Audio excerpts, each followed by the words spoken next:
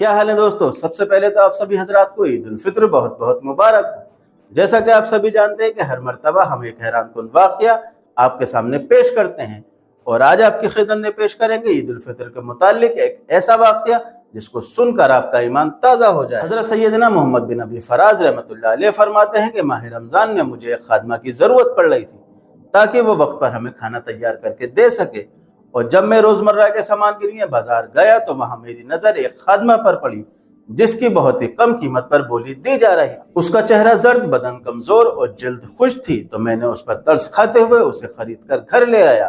گھر لانے کے بعد میں نے اس خادمہ سے کہا کہ یہ برتن پکڑو اور ماہ رمضان کی ضروری اشیاء کی خریداری کے لیے میرے ساتھ بازار چلو۔ یہ سن کر وہ خادمہ کہنے لگی، اے میرے آقا، میں تو ایسے لوگوں کے پاس رہا کرتی تھی جن کا پورا سال ہی ماہ رمضان ہوا کرتا تھا۔ اس خادمہ کی بات سن کر میں سمجھ گیا کہ یہ ضرور اللہ تبارک و تعالیٰ کی نیک بندی رہی ہوگی، اور پورے ماہ رمضان وہ ساری رات عبادت کرتی رہی۔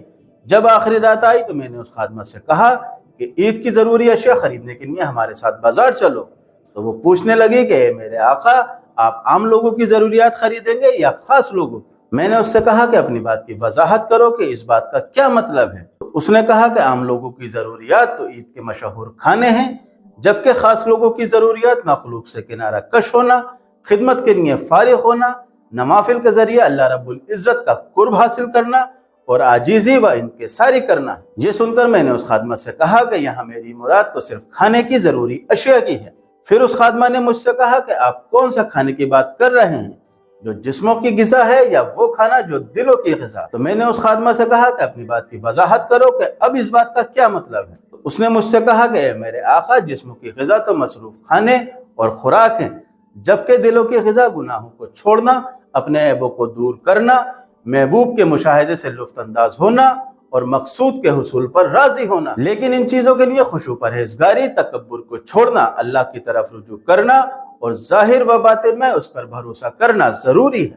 یہ کہہ کر وہ خادمہ نماز کے لیے کھڑی ہو گئی اور اس نے پہلی رکعت میں سورہ بقرہ پڑھنی شروع کر دی، پھر آل عمران شروع کر دی، اور پھر ایک سورت ختم کر کے دوسری سورت شروع کرتی رہی کہ امید نہ ہوگی اور اسے ہر طرف سے موت آئے گی اور مرے گا نہیں، اور اس کے پیچھے ایک گاڑا عذاب۔ سید محمد نعیم الدین مراد آبادی رحمۃ اللہ علیہ تفسیر خزائن العرفان میں اس آیت کے تحت فرماتے ہیں، حدیث شریف میں ہے کہ جہنمی کو پیپ کا پانی پلایا جائے گا، جب وہ منہ کے پاس آئے گا تو اس کو بہت ناگوار معلوم ہوگا، جب اور قریب ہوگا تو اس کا چہرہ بھن جائے گا اور سر کی کھال جل کر گر پڑے گی، جب پیے گا تو آنتیں کٹ کر نکل جائیں گی۔ اللہ کی پناہ، یعنی ہر عذاب کے بعد اس سے زیادہ شدید و غلیظ عذاب ہوگا۔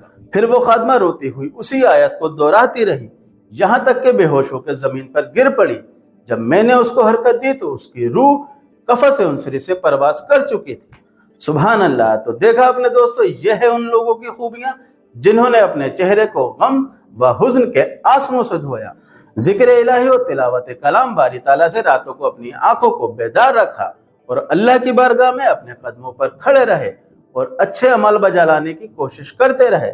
ان کا ہر لمحہ رمضان المبارک کے مبارک وقت جیسا ہی ہے۔ میرے دوستو، کتنا نیک بخت ہے وہ شخص جس کو اللہ نے قبولیت کی خلت بخشی، اور کتنا انعام و اکرام ہے اس شخص پر جسے اللہ نے انتہائی مقصود تک پہنچایا، اور کتنا بدبخت ہے وہ شخص جس کے روزے مردود ہو گئے اور گناہوں پر اس کی پکڑ ہو گئی، اس کے مہینے و سال بیکار گزر گئے، اور اس نے اپنے نفس کی خواہش کو اللہ کی بارگاہ میں حاضری پر ترجیح دی، یہاں تک کہ اس کی موت کا وقت آ گیا۔ اللہ اکبر! تو دوستو، کیسی لگی ہماری آپ کو یہ ویڈیو؟ ہمیں کمنٹس میں ضرور بتائیں۔ تب تک کے لیے اللہ حافظ۔